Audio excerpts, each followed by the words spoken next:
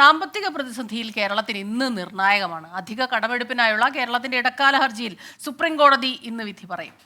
10,000 കോടിയെങ്കിലും അടിയന്തരമായി കടമെടുക്കാൻ അനുവദിക്കണമെന്നതാണ് കേരളത്തിന്റെ പ്രധാന ആവശ്യം. വിശദാംശങ്ങളുമായി ഡൽഹിയിൽ നിന്ന് ആർ രാധാകൃഷ്ണൻ ചേരുകയാണ്. ആർക്ക് കഴിഞ്ഞ മാസം 2 തവണ സംസ്ഥാനങ്ങൾ കൂട്ടത്തോടെ കടമെടുത്ത വാർത്ത വന്നിരുന്നു. ഏറ്റവും അധികം 2 തവണയും കടമെടുത്ത ഉത്തർപ്രദേശാണ്.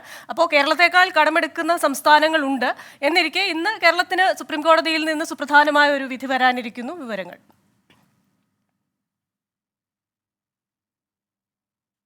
തീർച്ചയായിട്ടും ഈ ഭരണഘടനയുടെ അനുച്ഛേദം 131 പ്രകാരമുള്ള അവകാശങ്ങൾ ഉന്നയിച്ചുകൊണ്ടാണ് ഇന്ന് കേരളം അല്ലെങ്കിൽ കേരളം കഴിഞ്ഞ ദിവസം ഹർജി സമർപ്പിച്ചത്. അതിന്മേലുള്ള വാദമാണ് കഴിഞ്ഞ ദിവസങ്ങളിൽ സുപ്രീം കോടതിയിൽ നടന്നത്. അത് ഉപസംഹരിച്ച് നടപടികൾ പൂർത്തിയാക്കിയ സാഹചര്യത്തിലാണ് ഇന്ന് വിധി വരിക. ഈ വിധിയിൽ കേരളം പ്രതീക്ഷിക്കുന്നത് 10,000 കോടി അടിയന്തരമായിട്ട് കടമെടുക്കാനായിട്ടുള്ള അനുവാദമാണ്. കേരളം വാദിച്ചതും ഇതിനായി ആവശ്യപ്പെട്ടതും ഈ 10,000 കോടി കടമെടുക്കാനായിട്ടുള്ള അനുവാദം ഈ സാമ്പത്തിക വർഷത്തിൽ തന്നെ ലഭ്യമാകണം എന്നുള്ള ഇതായിരുന്നു. ഈ സാമ്പത്തിക വർഷത്തിൻ്റെ അടിസ്ഥാനമായി ഉൾപ്പെടുത്തിക്കൊണ്ട് അനുവദിക്കണം എന്നുള്ളതായിരുന്നു. പക്ഷേ കേന്ദ്രം അതിനെ വളരെ ശക്തമായിട്ട് എതിർത്തു. ആദ്യഘട്ടത്തിൽ സുപ്രീം കോടതി കേരളത്തോട് ഉദാരമായിട്ടുള്ള സമീപനം, പ്രത്യേകിച്ച് ഈ സാമ്പത്തികമായി ചൂണ്ടിക്കാട്ടിയ പ്രതിസന്ധികളൊക്കെ പരിഗണിച്ചുകൊണ്ട് നൽകിക്കൂടെ എന്ന വിധത്തിൽ ചോദിച്ചിരുന്നു. പക്ഷേ പിന്നീട് കേന്ദ്രം സുപ്രീം കോടതിയിൽ സംസ്ഥാനത്തിനെതിരെ കടുത്ത നിലപാടാണ്. ആദ്യഘട്ടത്തിൽ ഈ അനുഭാവപൂർണ്ണമായിട്ടുള്ള നിലപാടാകാം, ചർച്ചയാകാം എന്നൊക്കെ പറഞ്ഞിരുന്നെങ്കിലും പിന്നീട് വളരെ ശക്തമായിട്ടുള്ള നിലപാടാണ് കേന്ദ്ര സർക്കാരും സുപ്രീം കോടതിയിൽ വ്യക്തമാക്കിയിരിക്കുന്നത്. അതനുസരിച്ച് ഈ പറഞ്ഞ സ്ഥിതിവിവരങ്ങളെ എല്ലാം അടിസ്ഥാനപ്പെടുത്തി പറഞ്ഞാലും സംസ്ഥാനം ഒരു മാസം ഏതാണ്ട് 3,600 കോടി ഇപ്പോൾ കടമെടുക്കുന്നു. അങ്ങനെ 3,100 കോടി കടമെടുത്താണ് സംസ്ഥാനം മുന്നോട്ട് പോകുന്നത്.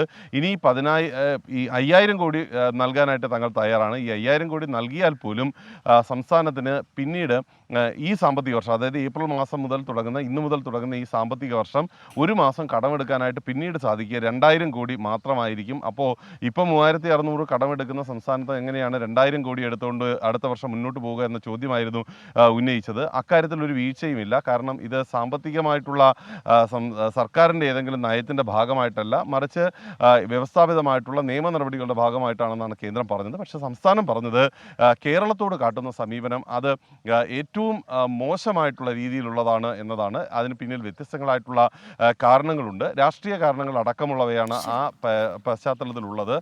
സംസ്ഥാനത്തിൻ്റെ കടം എടുക്കുന്ന ഒരു പരിധി നോക്കിക്കഴിഞ്ഞാൽ, അല്ലെങ്കിൽ എടുത്തിരിക്കുന്ന ഒരു ശതമാനം പരിശോധിച്ച് കഴിഞ്ഞാൽ കേന്ദ്രം എടുക്കുന്നത് അഥവാ മറ്റു സംസ്ഥാനങ്ങൾ എടുക്കുന്നതിനേക്കാൾ ഏറ്റവും തുലവും കുറവായിട്ടുള്ള ഒരു രീതിയിലാണ്. അതുകൊണ്ട് ഈ GSTPയുടെ 3% എന്ന വിധത്തിലേക്ക് ധനക്കമ്മിയെ ഒതുക്കാൻ വേണ്ടിയിട്ടുള്ള ഒരു നിർദ്ദേശം അത് നൽകുന്നത് തന്നെ ഭരണഘടനാപരമായിട്ട് അത് നിലനിൽക്കുന്നതല്ല, സംസ്ഥാനത്തിൻ്റെ വികസനത്തെ ബാധിക്കുന്നു എന്നതടക്കമുള്ള കാര്യങ്ങളാണ് സംസ്ഥാനം ഉന്നയിച്ചിരിക്കുന്നത്. ഏതായാലും അടിസ്ഥാനമായിട്ട് കേരളം പ്രതീക്ഷിക്കുന്നത് 10,000 കോടി രൂപ കടമെടുക്കാനായിട്ടുള്ള അവകാശമാണ്. ഈ അവകാശം ലഭിക്കണം എന്ന് കേരളം വാദിക്കുകയും ചെയ്യുന്നു. അപ്പോൾ കേന്ദ്രം പറയുന്നത് മറ്റു സംസ്ഥാനങ്ങൾ പോലും ഇത് മാതൃകയാക്കാൻ സാധ്യതയുണ്ട്, അതുകൊണ്ട് സാധ്യമല്ല നൽകാൻ എന്നുള്ളതാണ്. ഇക്കാര്യത്തിലാണ് ഇന്ന് സുപ്രീം കോടതി.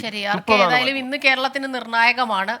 ഇന്നിപ്പോൾ സാമ്പത്തിക ഒരു അടുത്ത വർഷം കൂടെ ആരംഭിക്കുന്ന ഒരു ദിവസം കൂടിയാണ്. ഏപ്രിൽ 1-ാം തീയതിയാണ്. തീർച്ചയായിട്ടും ആ ഹർജി തന്നെയാണ് ഇന്നത്തെ നമ്മുടെ ഒരു രാഷ്ട്രീയ കേരളം ഉറ്റുനോക്കുന്നത്. എന്തായിരിക്കും ഈ കടമെടുപ്പിൽ തീരുമാനം വരിക എന്നുള്ളത്. നല്ലൊരു ദിവസം ആശംസിക്കുന്നു.